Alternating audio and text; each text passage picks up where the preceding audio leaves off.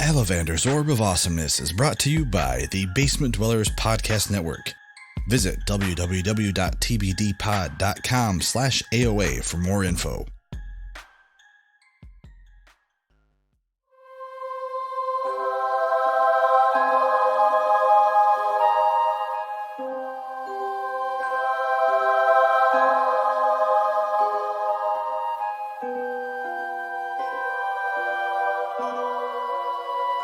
Hello, adventurers, and welcome to episode 0 of Alavander's Orb of Awesomeness, a D&D podcast where we explore our love for all things Dungeons and Dragons.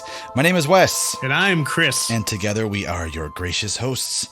How you doing, Chris? I'm good. You doing good? How are you? I'm great. First off, I am super excited to actually be doing this with you. Oh, I am too. It's not quite had this specific idea for very long. It's been 2 days? Yeah, we literally discussed this 2 days ago. And we're like, let's just do it. Yeah. And I found that that's kind of my philosophy with a lot of different projects that I undertake these days is to just do it. Jump on the motivation while you have it. Exactly. Like, because if you sit there and you think about it and you think about the logistics, it, for me, at least the way my mind works, it puts me further and further away from actually doing it. So no, for sure. But yeah, you and I both love D&D so much, and we can never seem to get enough of it. And this just seemed like a good idea. So here we are. Yeah, here we are. Yeah. So I guess the first thing I wanted to mention here is actually just yesterday, the Amazon parcel package man or woman, I'm not sure. It could have also been a robotic drone. We don't know. It really could have. But this person or thing, no, I don't know. You got me tripped up here. Robots have feelings too. Remember that. Yeah, Remember that for the robot overlords. Well, anyway, a package got delivered.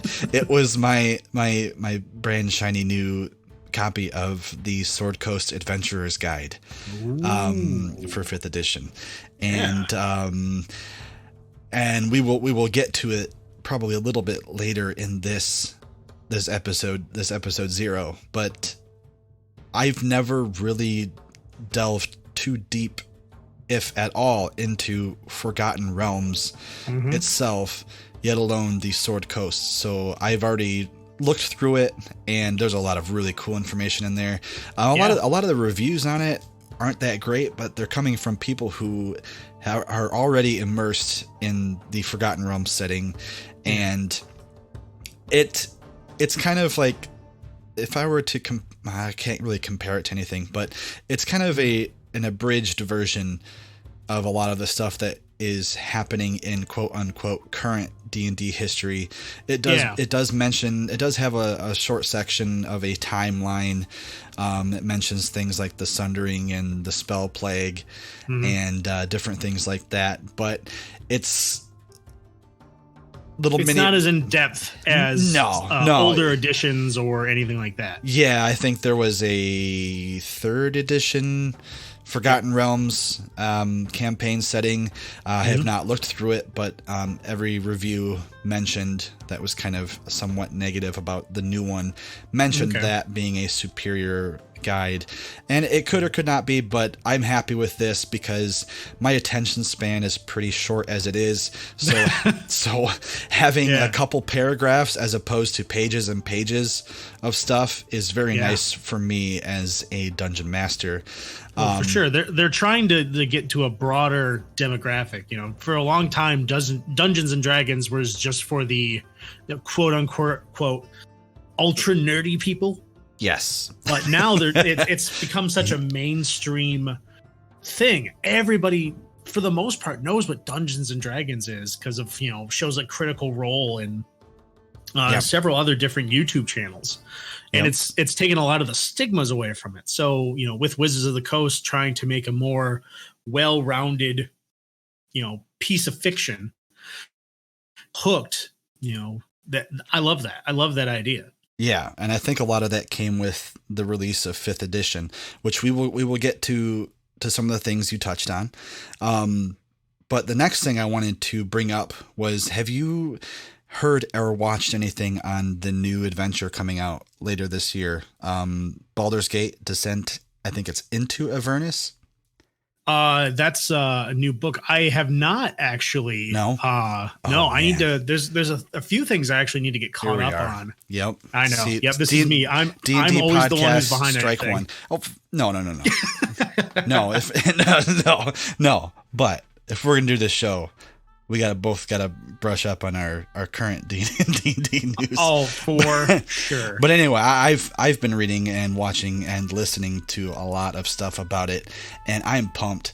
The Baldur's Gate Descent into Avernus, for those who don't know, is a new adventure they just announced. I'm not sure when it was, if not even maybe a month ago, I believe, but they decided that we were going to, as players, experience the first plane or first level of hell itself in the D&D universe, Avernus. Yeah, I'm looking it up right now, and that looks pretend like awesome. You know. Yeah, no, I can learn very quickly. Yeah. This looks great.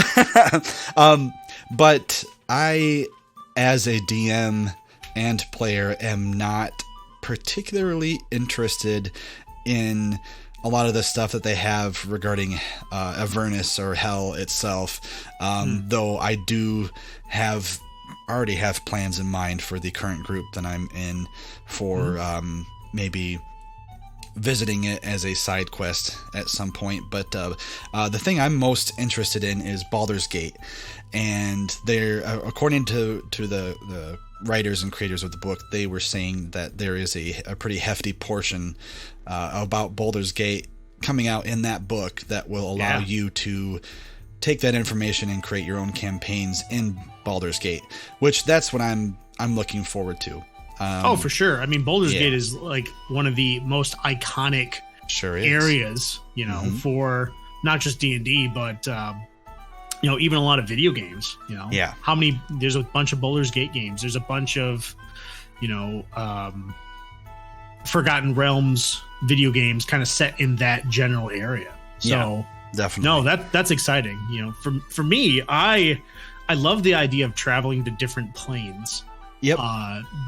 Most of our groups have not really done We've a lot of done that. Absolutely nothing with interplanary. I think you said it right.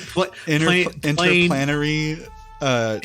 Travel? Interplanar, planner. Sure. Planear. Interplanar. Yeah. I don't know. Yeah. But anyway, but I know we haven't done anything close to that. But yeah, I wanted to bring it up. We'll talk more about it as the release date gets closer and as our episodes go on.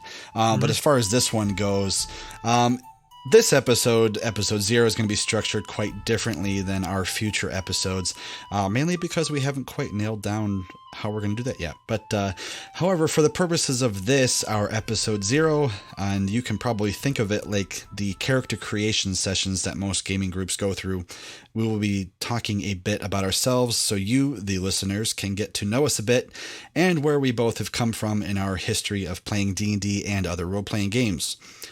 Additionally, we will probably outline a bit about what you can expect from our show in the future. So without further ado,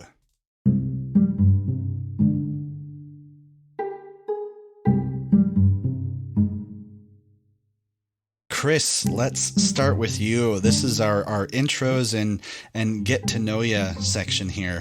Well, maybe we'll split up the questions here, but how long have you been playing D&D and tabletop games in general?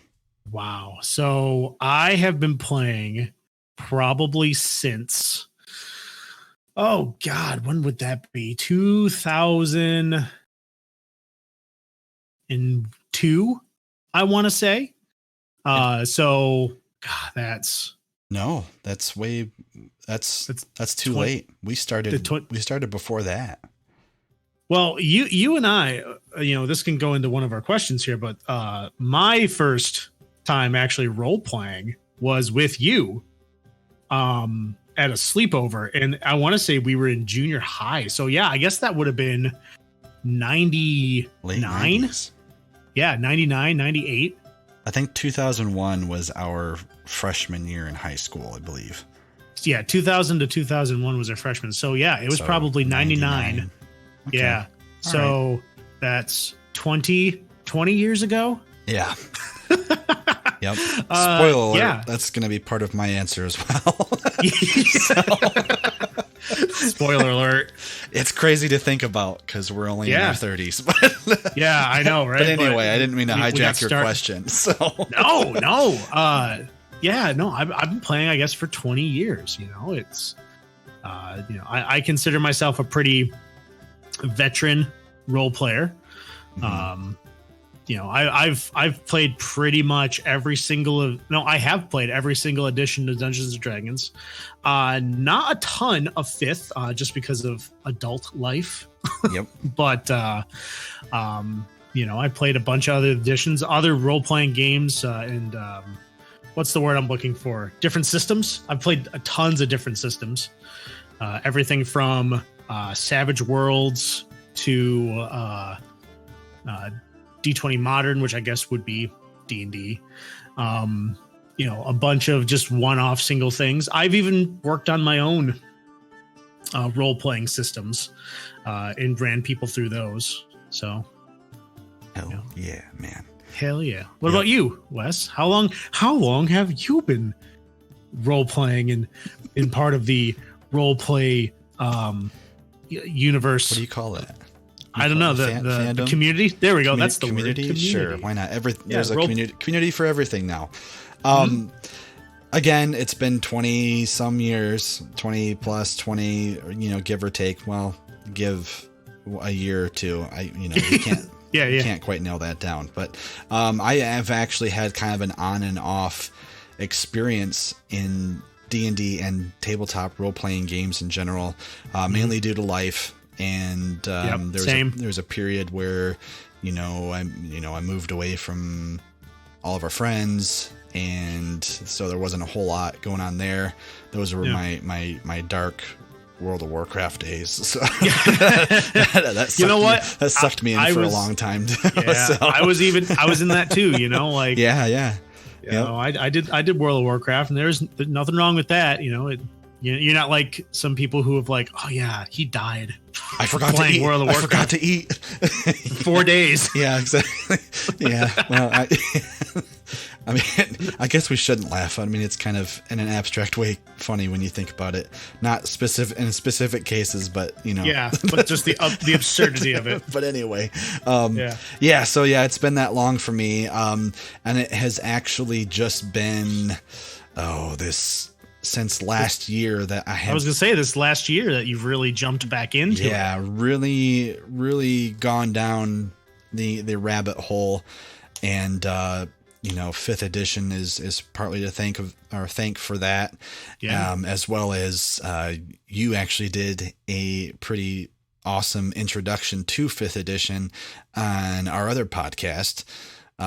So that was enough to get me really interested, because I have always been kind of a person who didn't really like a lot of rules, and fifth edition has really scaled back a lot of what you have to do in order to be able to play correctly. Oh, for sure. So that was a big draw for me. Mm-hmm. But yeah, so 20 years or so, and off and on for me. So to go back to one of our questions, the first time I played D&D was actually, like I said, with you, Wes, at that sleepover. I don't know if you remember, but it was I do. It was just some random thing you made up, and it was like science fiction. And science fiction. I remember this pretty clearly. I remember having a giant boomerang because I thought that was the coolest thing. But yeah, I remember it was literally just a heist. Like you had me create a character, and I think it was very anime inspired. Yeah, but I can't remember everything completely. Was like that for us back then. That's true. Though I also remember the Waterworld esque role play that we did for literally one night because we had just watched Waterworld. Yep. Great Kevin Costner movie. Yeah, I still love that. I should watch I love that movie. I should really watch that again. Man. I've been watching a lot of older movies from like that I used to watch that my wife Angela had not seen, you know, like Judge Dredd with Sylvester Stallone. Oh yeah. What a great movie. I What a am great the law. I love that movie. Yeah, man. So yeah, I don't even remember. I guess I do kind of remember that game, but nobody listening is going to know anything about that, and that's that might be that's good. Might be a good thing. I don't know, but yeah. So yeah. My first time. Well, let's see here. What was your first time actually playing D&D? Because we are, you know, this is kind of tie into my answer as well, but we kind of played a lot of really just role-playing games that we just made up. Yeah. So we did a lot of that. What was your first time playing official D&D? I want to say it was probably 3rd edition Dungeons and Dragons. Okay. Before 3.5. And I think it was our friend Tom back in the day. So I think that was my first actual experience with Dungeons and Dragons. So, you know, jumping into how complicated 3rd edition got. That's why they came out with 3.5. Yeah, which tried to quote unquote fix things and made it more complicated. Yeah, but isn't that the one? Isn't that the this was the period of Dungeons and Dragons that I kind of tuned out on. I think 3rd edition was where you learned your hatred of rules, because 3rd edition got very rules heavy. Yeah, I think I maybe played one session of one game with you guys, and I was like, I don't know. Yeah, I just want to be a thief. I just want a thief that sneaks. That's all I want. I want to thieve things. I want to thieve things. I want to burgle. Yeah, I want to burgle. Yeah. How burgle? Yeah. So, but yeah, I think that was my first experience with that. But you know, growing up, I think the thing that we played a ton of for a while was actually 2nd edition Dungeons and Dragons with our buddy Joe. Yeah, he was our DM for the longest time, and that was his preferred system. He's the reason we trust absolutely no NPCs ever. None. Not Damn a single you, one. But you know, with that, you know, I also really got into 4th edition Dungeons and Dragons. You know, a lot of people that one kind of is very rules heavy as well. Continued on my passing by of official D&D. Yeah, that one was more let's make an MMO into a tabletop game and slap D&D on it. Yeah, see, and the thing with that is that I think that was kind of a good move for the time, because at that time there were a lot of MMOs that were popping up. Everybody wanted to be the next World of Warcraft. Yeah. And so D&D tried something different, and some people loved it. Some people hated it. People hate it. Yeah. I was kind of more indifferent, but I was kind of turned off because I had such an obsession with World of Warcraft that coming to a D&D table and having it be very similar to that experience was kind of off-putting. Yeah, it was kind of like, man, I was like, I know I'm gonna go home later and grind, you know, quests and daily quests for 10 hours. So doing this at the D&D table, you know, or like at least the combat was like that anyway. But the combat was 100% like that. You know, and so honestly, it was familiar. It was easy for me to grasp. But that was the interesting thing with 4th was that, you know, the combat system was super tight. I'm actually in a 4th edition game currently. Really? You're still playing that? Yeah. We are, we're revising our old characters. I won't go into details, but like, you know, we had played this way back, and then that gaming group got back together. Yeah. And so we decided to keep with the 4th edition rule set. Okay. And we're all experienced, you know, role players and veterans. So we can, you know, forgive 4th edition's shortcomings for that, because it has no real guides on role playing. It just kind of says do it. Yeah. Most of 4th edition, I think, had to do with the mechanics. Yeah. And, you know, it's got really solid combat and encounter mechanics, but that does not translate to role playing very well unless you're a veteran. Yeah. Let's say. Oh, yeah, definitely. So to move on here, well, Chris, what would you say that your favorite race or race class combo is to play? Like in a D&D specific setting, what do you think? Yeah. So I am probably the worst person to ask about that because to be fair, every time I make a character, I try to pick. I try to pick a different chunk of my personality to kind of, bring to the forefront. One of your several personalities. Yeah. Well, like a good example, I played this recent character in this 4th edition game. I'm playing a tiefling fighter who actually uses 2 spiked shields as his weapon. So, but he's very gruff. He's a soldier. He's very like to the point about stuff. But when he's passionate about something, it's like a fire. So I took stuff that's kind of like me and expanded upon it. Okay. Whereas another character, I made Quinn Truesdale. Nice guy. He's a very nice guy. Nice guy, TM. Nice guy, TM. The nicest cleric. Pacifist. Okay. Yeah. Doesn't fight. He only heals and buffs his allies. And I want to make him in 5th edition. Human cleric. Because I've made him in 4th. Let's see. What about you, Wes? What's your favorite race class to play as? I would say that I'm probably, you said that you were the type of player to want to explore different things. Mm-hmm. I am the type of player who wants to play a human or elven rogue every time. Yeah, I can attest to that. Yeah.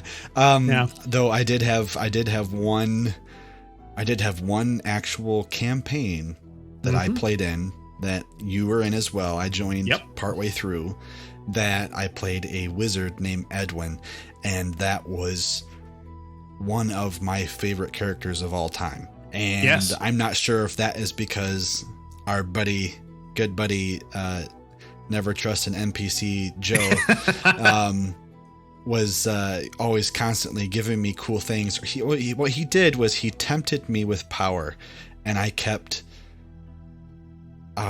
resisting it. Yeah, you kept taking it, but never utilizing it. Like your whole character was just about, I want to gain knowledge. I want to learn everything. Yeah. And you were learning all these different things that could really like boost up the party or really hinder the enemy. And you never utilized it until the very end, where you decimated an entire town out of fear. Yep.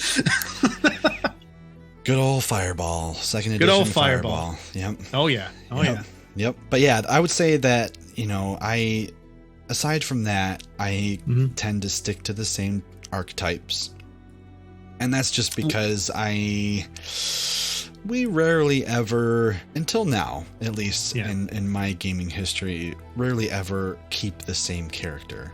So I would agree with that. We went through a big stint of, it was really rare to get past maybe 5 sessions of a game. It was for a long time. Very difficult for us to do so. Yeah.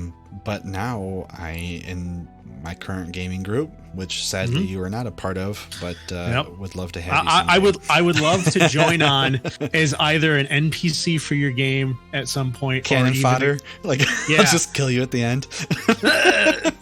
Something. But yeah, with my current group, which I've been DMing the Lost Mine of Fendelver. Which you're really not supposed to drag it out as much as we have, but our group is very role play heavy, so everything that in the book takes 15 minutes actually takes 3 hours for us. So that's the best. I know. My favorite sessions sometimes are when you don't roll a single die. Oh yeah. Like you're just role playing your characters and experience the world and the characters. Practicing a ridiculous accent that you keep slipping in and out of, like me. Like that's what I do. You're so good at accents though. My stuff always turns into like everyone's gruff. Everyone's mean. Everyone's gruff. Or I can do this. Super nice guy. Yeah, a super nice guy. Hey, friend. Hello. Yeah, but my current group is probably the most consistent gaming group and play sessions that I've had since that campaign I was talking to you about with that we played where I was a wizard. Before we go any further, I want to piggyback off this favorite race class thing. Let's do it. So, what is a race and or class that you've always wanted to try but haven't? Oh, like something that just kind of jumps at you, like that's so outside of my comfort zone that I want to try it. And I don't even think it's so much outside of my comfort zone anymore, but I have never played like a dwarven cleric. I don't even think I've played a dwarf. I don't think you have. Or a cleric. But like it's cleric is kind of very opposite of what I get into role playing wise. The closest I've been was a paladin, and it was like a barely paladin. It was more of a fighter who was just called a paladin. But yeah, so it would probably be dwarven cleric or I've really been tossing around this idea and just have not ruled it up yet, but I have a dwarven ranger, like a what do they call it? Like a cave ranger. It is my deep ranger or something. I think it's something. It is so fun. I'm going to tell you this right now. I've been dreaming about it. Like, but the thing is that, we kind of a lot of people who play D&D gravitate towards a certain role, and they gravitate towards either a DM or a player.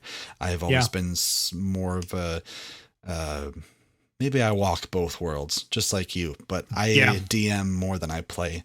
So, yeah, so I used to be like that. No, I used to be like that. For me lately, it's been, I've been a player, but I've been getting that DM itch again, where I have all these ideas. I actually spent part of today on Facebook on one of the RPG groups that I'm on. Someone would put up a post, like a picture of something, and it was a Savage Worlds post. So quick history, Savage Worlds is a very like quick, fast, and fun type of role play system that your ranks are just determined, or your dice that you use are determined by how many ranks you have in something.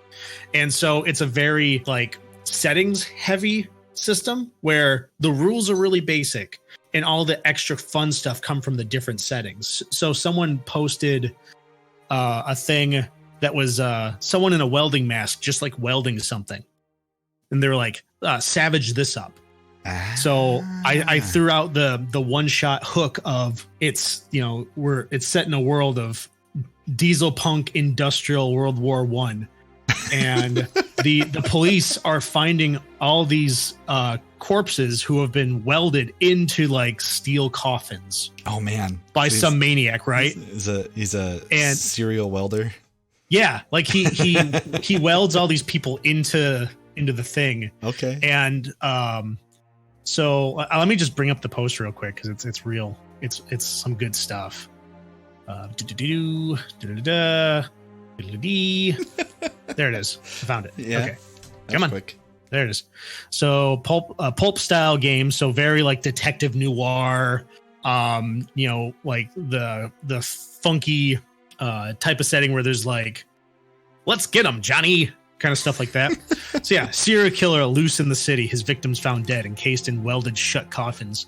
Detective Abraham Grams and his partner Patrick Patty O'Brien must follow the clues to solve the case. Yeah, but I love thought experiments like that as being kind of a DM. But we can get into that. I was saying that's kind either of, that's a different show or that's one of the things that we're probably going to have like as a recurring exercise of ours. I mean, because you don't want to repeat too much information over and over again. So that'll be a fun thing to expand on. Yeah. So to answer my own question, race class combo. This one's also hard for me because I tend to make a character based off what the rest of the party might need. Yeah. As a player. You're very considerate like that. Yeah. But I think I have never played in earnest. I've never played in earnest a druid. Okay.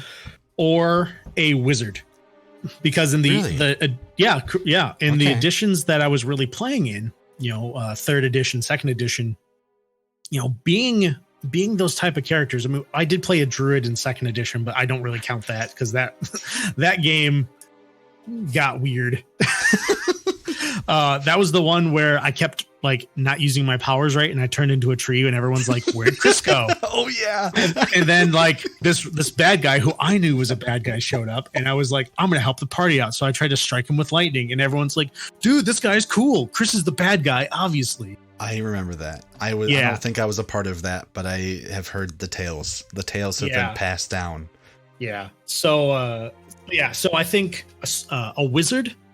Funny enough, most magic casters I haven't played. I've played a bard, Eldon the Wondrous, gnome bard. Yes.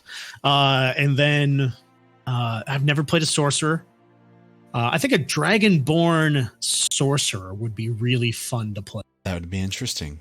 It would be. But honestly, that's one thing I like about 5th edition is they don't limit you. Like in older editions, it was you had to play, if you're going to play this class, you had to pick one of these 3 races to really optimize, quote unquote. 5th edition is just, here's your bonuses. You can pick whatever you want. You can be whatever you want to be. You could be a neutral paladin. Like you don't have to be lawful good and lawful great. You can literally be, no, I'm lawful neutral, and I am the judge, jury, and executioner. No, Judge Dredd. One of the other ideas that I've been tossing around is an ex-paladin who actually died and got resurrected and came back not having any faith because he saw nothing on the other side. Ooh. So that would be interesting. Yep, that is another idea I've been tossing around.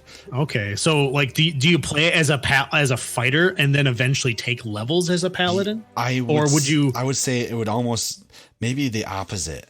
I don't know. It depends, because the experienced paladin, or the experience I have in paladining is, paladining. Once you stray from your god, you lose all your powers. So I would probably be a case like, and that's the thing though, is if I play it in somebody else's game, it's not necessarily going to go my way, but I would probably be a fighter. And then if the story allowed for it, it might be kind of a redemption thing where I work my way back up to it and become a paladin or multi-class. But anyway. Well, I'm telling you this right now, just random side note, fighter paladin would be a disgusting mix in 5th edition. And I love the idea. Kind of how I have played paladins in the past. So it'd be very familiar to me. But that you kind of brought up editions, and 5th edition specifically, so that kind of leads into the next question here. Do you have a favorite edition of D&D? Oh my gosh. Yes and no. So for me, I like certain aspects of certain editions, right? Like I like 2nd edition for the nostalgia of it, as well as like all the good memories I have. Like we didn't follow a lot of the rules that actually go with 2nd edition. Yeah, I would agree. So Thaco. I didn't. Thaco. Yeah. We did that stuff because that's like a core mechanic, but some of the other things we didn't even worry about. It was more of the role play experience. Yeah. I think I like the magic system of 2nd edition the most, but anyway. Continue. Yeah, so like 3rd edition, I like stuff out of that because I liked how all the options. I liked going through all the books that I had at the time, and like reading and like trying to find that synergy. That's kind of the math numbers guy. See, and that's part of me. That was overwhelming for me, but I could agree with that too. It's and that's the same thing with 4th edition. I get you. Yes. Yeah. I understand you, but same thing with 4th edition, going through all the different books and all that, looking at all the different things you could do, that got overwhelming. But I love the combat and the encounters of 4th edition. 5th edition, again, I haven't played a ton. But what I have played, I love how they took all the best things out of all the last couple of editions and tweaked it to make it simpler but still just as immersive and well done as anything else. Yeah. So I'm going to give my normal answer of I like them all. What about you? What about me? Yeah. Sorry, my little, what would I call her? My little goblin. My little goblin has entered the fray. And oh, she says, "I'm your daughter." You are. She sure is. Yeah. But my favorite edition of D&D, honestly, is not a cop-out, but I love 5th edition. It has completely reinvigorated the whole experience and world of D&D for me. Yeah. And that has just been like, it almost feels like a new hobby again. Yeah. So that's my favorite edition. Hey, no, nothing wrong with that. Yeah.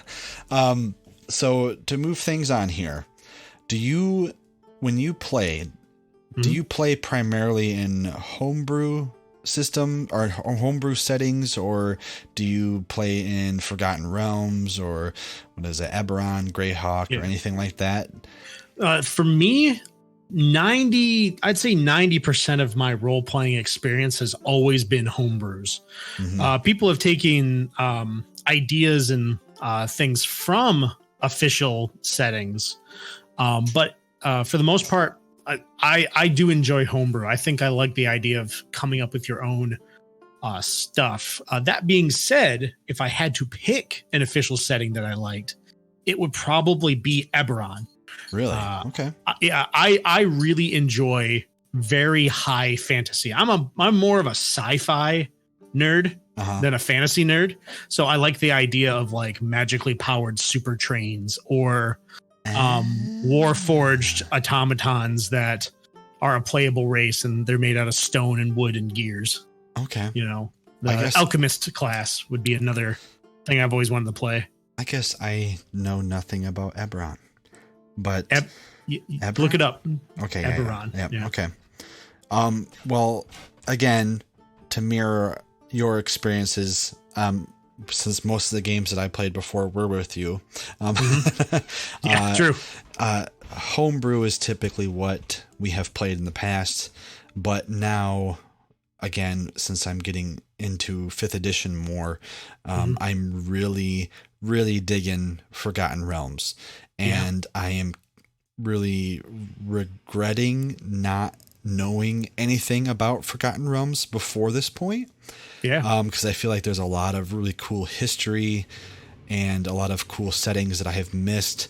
But in addition to getting back into 5th edition, I have also been listening to a lot of audiobooks while I work. And I started the Dark Elf. Well, I go through them like one book a day and a half is about all it takes me. But wow. I have been reading a lot of the books set in Forgotten Realms, a lot of the Drizzt series of books, and I am actually on the 3rd book of I believe it's the Crystal Shard trilogy, and I'm just going to keep going because I love the Forgotten Realms. No, there's a lot of really cool like background and characters and history. I think that's the most popular D&D setting. It's definitely the. I don't want to call it the vanilla setting, but that's the default. It's the default one, exactly. Yeah, it's the default settings for D&D. Yeah. So all right. The next question I have here, Chris. Do you prefer? We were talking about, gravitating towards specific roles as whether you're a player or a DM. Do you have a preference? Do you like to be a DM or a player more? It depends on the setting, and it depends on the premise. So, it's pretty much split. I would say I prefer to be a player more than a DM, but not by much. I really like telling stories and having those interactions. I do find myself sometimes making decisions in the game to kind of accentuate the DM's story. Or to help the DM. Yeah, you like. Yeah, like I wouldn't metagame like Chris knows that maybe I shouldn't open that door because the devil said, "Hey, you're behind that door, Chiron." But it would be funny. But it would be thematically like, there's no way I'm behind that door. Open it. And no, it's not me, but it is actually my true love that has now been vaporized into nothingness. Ouch. Yeah. That sort of happened in my game.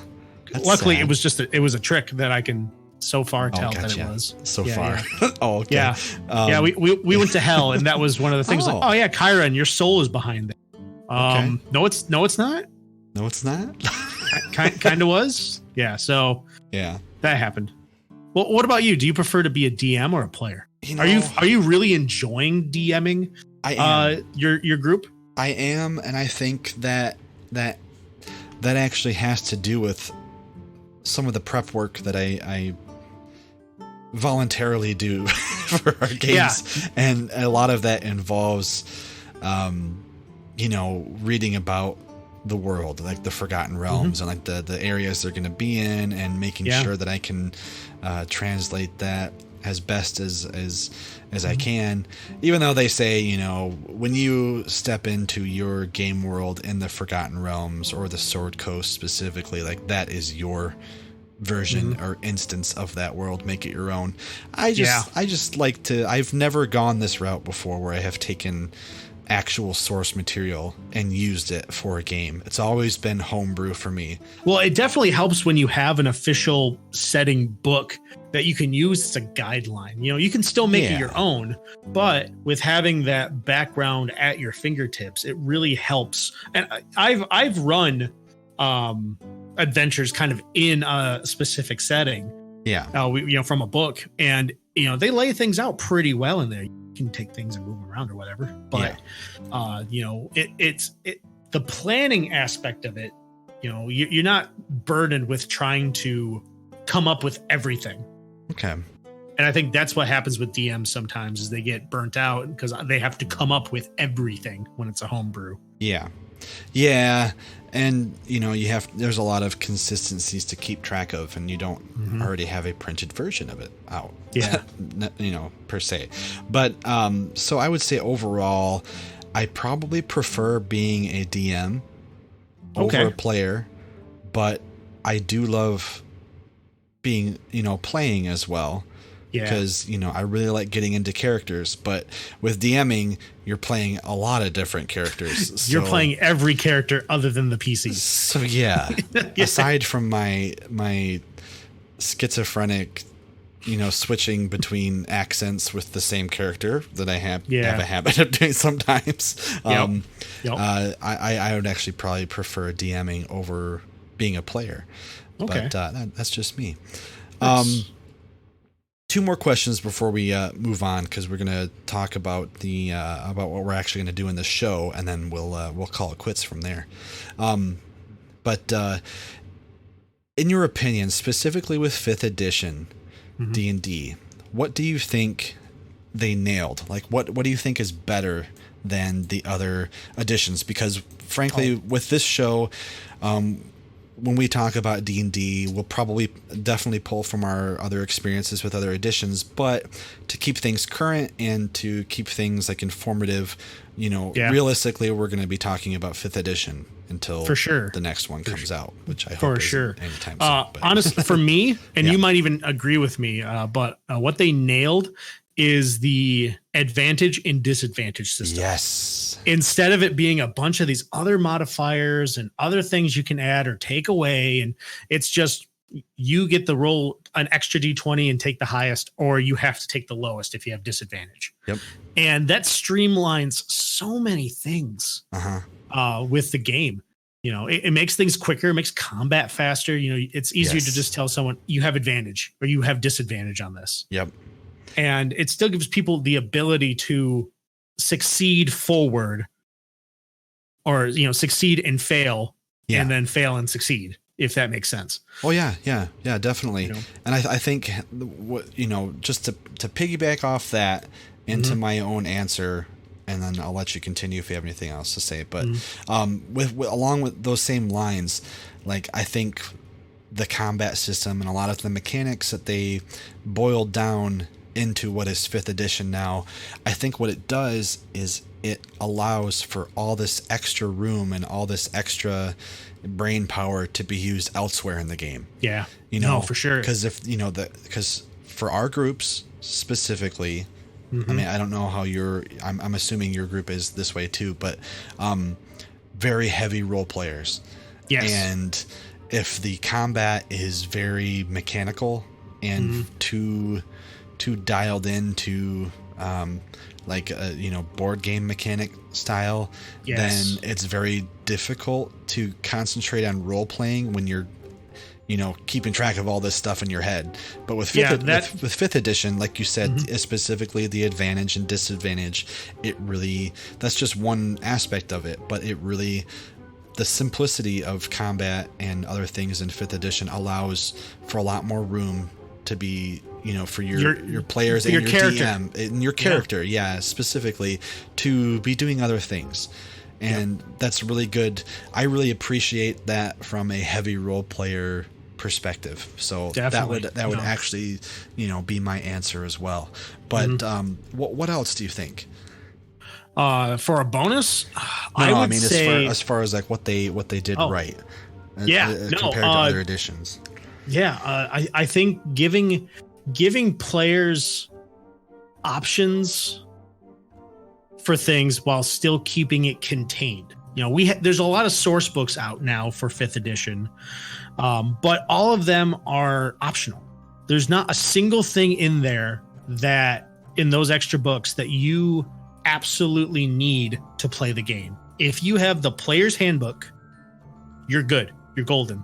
Yep. Everything else is just extra fun stuff to try out from there. I would agree.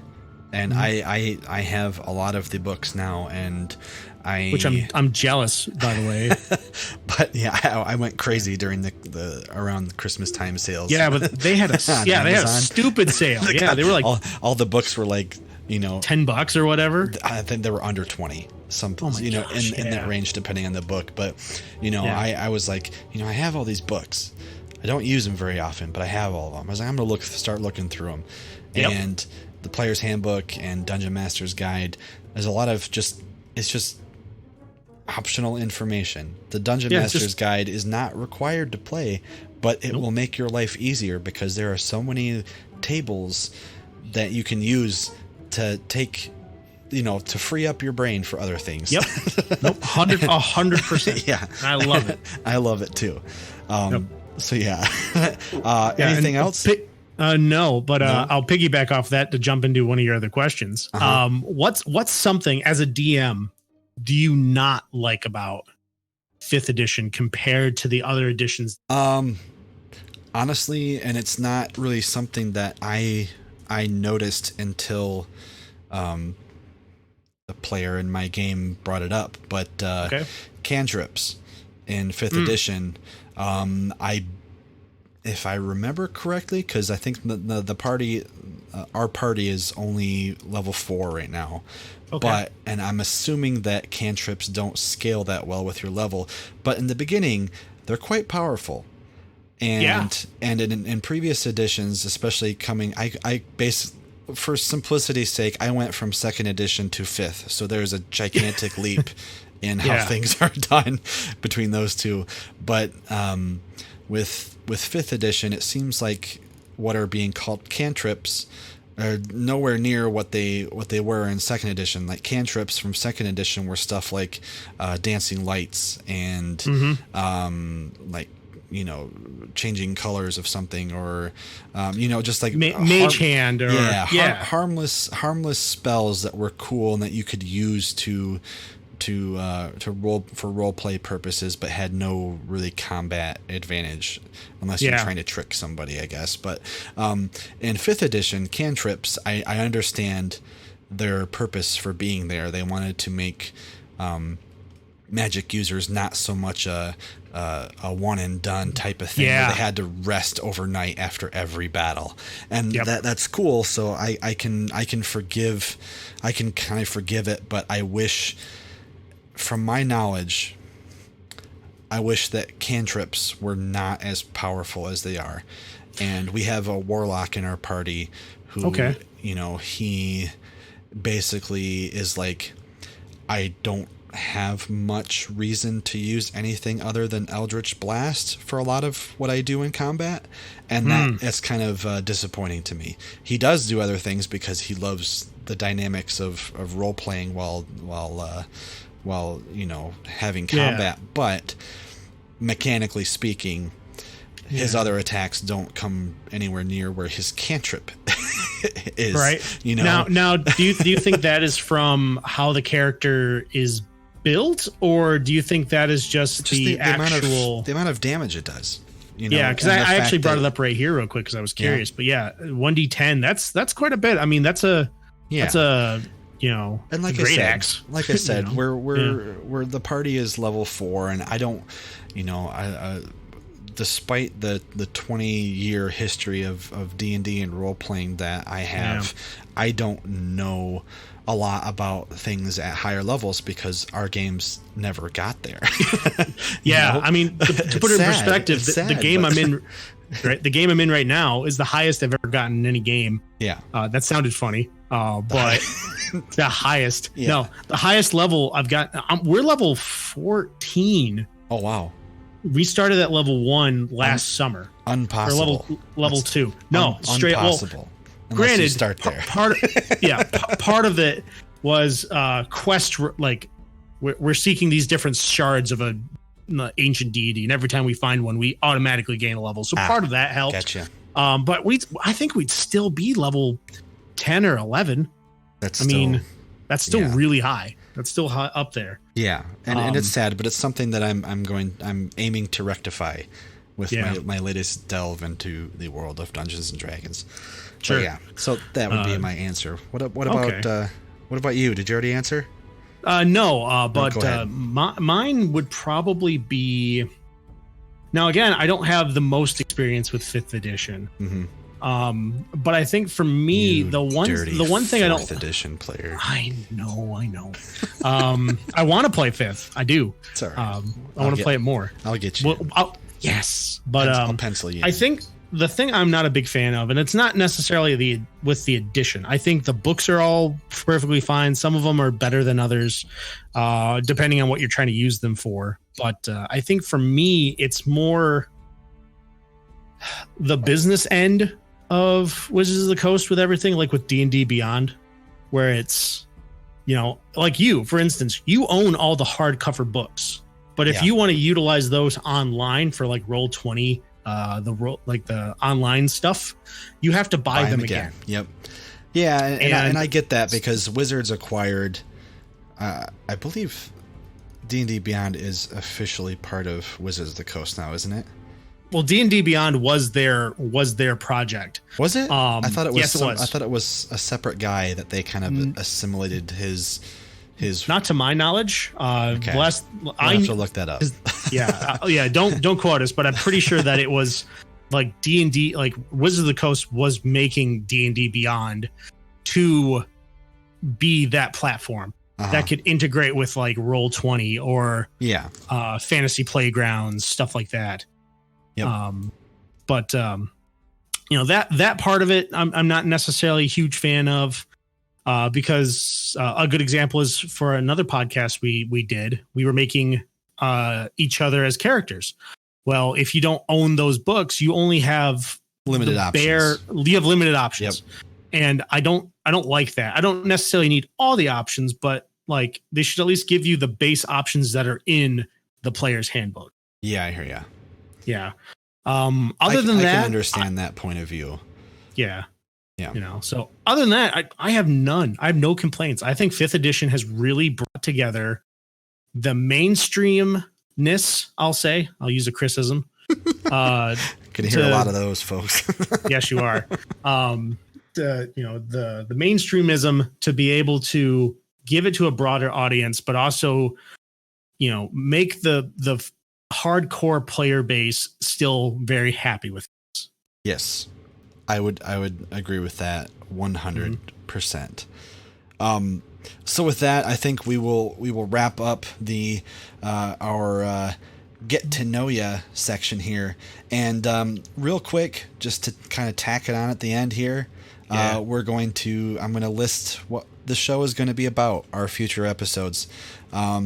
Not much discussion in this area, so it'll be a quick section, and then we'll say goodnight to you guys. So stick, or what would you say? Stay tuned. Stay tuned. Yeah. I was gonna say stick with it. like, comment, and subscribe. Is that what everyone says now? Hang in there. Yeah.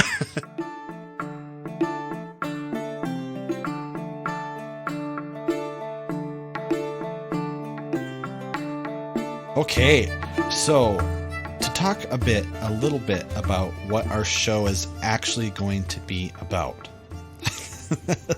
because that's why we hope you're going to listen. That's to important. Us. Yeah. So you don't want to listen to us pander on for an hour. Yeah, maybe. Yeah, but maybe they do, but maybe Who not. Knows? Probably not. I don't know. Yeah, I think so. Yeah, but anyway. What's our general idea, Wes? The general idea for our show is to not only geek out about, in our opinion, the best role-playing game ever, but to also provide a resource for those of you out there who are looking to learn the game or even just enjoy it more. And of course, we hope to entertain you all along the way. So Definitely. What we're going to cover is we want to do obviously D&D and tabletop news, and as well as news about product releases, just to, if this becomes your resource, we don't want to leave out that important information, so we're going to be doing that. Any reviews that come out, like I said, I'm fully into everything that is going on in the D&D world in 5th edition right now, so unless the book really doesn't interest me one iota, I will be getting it, and I will at least be able to provide a summarized review of whether I think it should be gotten. Yes. And whether I find it valuable, and whether or not maybe you would find it valuable. So, or maybe if I find it valuable. Exactly. Don't leave me out of this. Yeah, it doesn't matter, Mr. Host. Yeah, no, Chris will stick to his 4th edition. But oh, shut up! I'm just kidding.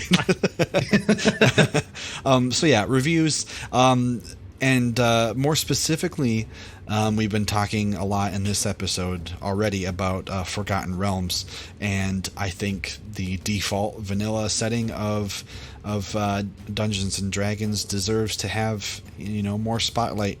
A lot of people kind of assume that you already know this stuff, but we were going to talk about as much lore in the Forgotten Realms and the setting itself as we can muster. Yes. That is going to be a big focus for us, because I will be learning it along with you guys. So yes, that and we'll jump back and forth. Yeah, and maybe you'll teach me a thing. Yeah, I'll teach you a thing. Other people. Yeah, we might interview people who know way more than us about. Yeah, that would be great. that'd be awesome. But then we also are going to do some fun things. I mean, not like the other stuff isn't fun, but this next thing sounds really interesting to me.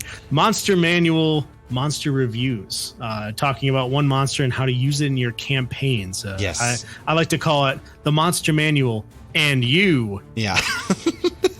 Yeah, so we'll highlight a specific monster. We're not going to go alphabetically; that'd be kind of boring. But maybe we'll toss in some homebrew monsters too that you can have permission to use in your games as well. But I think it'd be nice just to give everyone a well-rounded education in what is available in the books. Definitely. And we would definitely like comments on stuff you guys might want to see as well. Exactly. Either with the Monster Manual reviews or just things in general. Yep.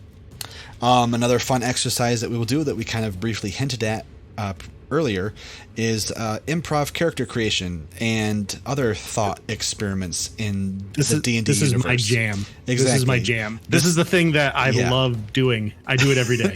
And he's very good at it. And yes. So that will be one fun thing that we do. Another fun thing that we do, right? All the fun things. Every fun thing. Everything. Everyone. Everything is fun in D&D. Yes, it is. We will do general DMing tips, dungeon mastering tips, just stuff that we've learned over our 20-year careers. Yes. And, maybe we'll bring in other people for that as well to get their perspectives, because there's no wrong way to play this game unless nobody's having fun. Exactly. So, to get more perspectives and, hopefully maybe jumpstart and get some people past maybe a mental block that they might have, we will be there. We will be your guide through that.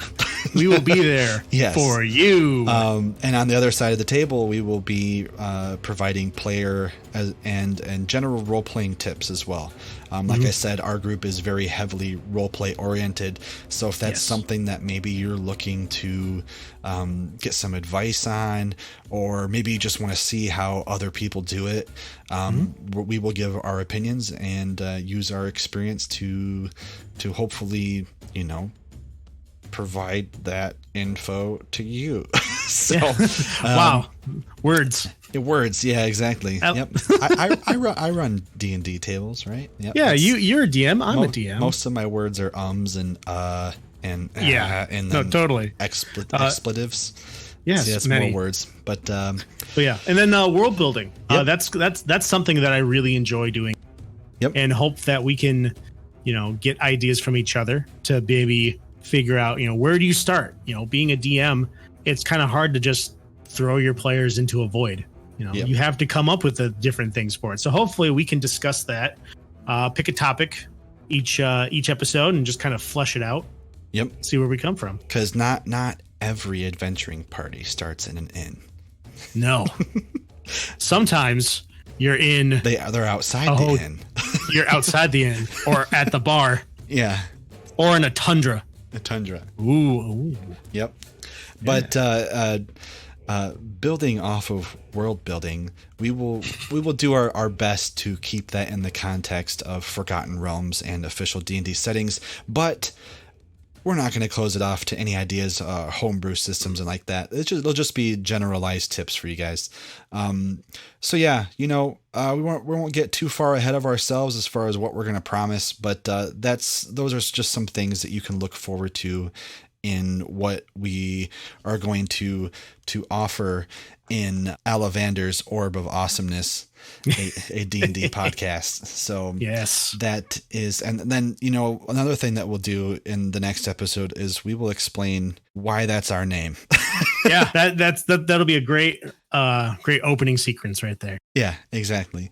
So with that, we hope you have enjoyed our session 0, we will call it. Yes. And again, we will be busy setting up the infrastructure we need to support this podcast as far as email addresses and social media and whatnot. Definitely. But for now, we will leave you with our heartfelt and sincere thanks. Thanks for and a big thanks for hanging around. Yeah. So yeah, we will see you next time, guys. We love you. Thank you. And may your D&D table be ever vibrant and your dice always be hot. Yes. May you always roll natural 20s. All right. Till next time, guys. Bye.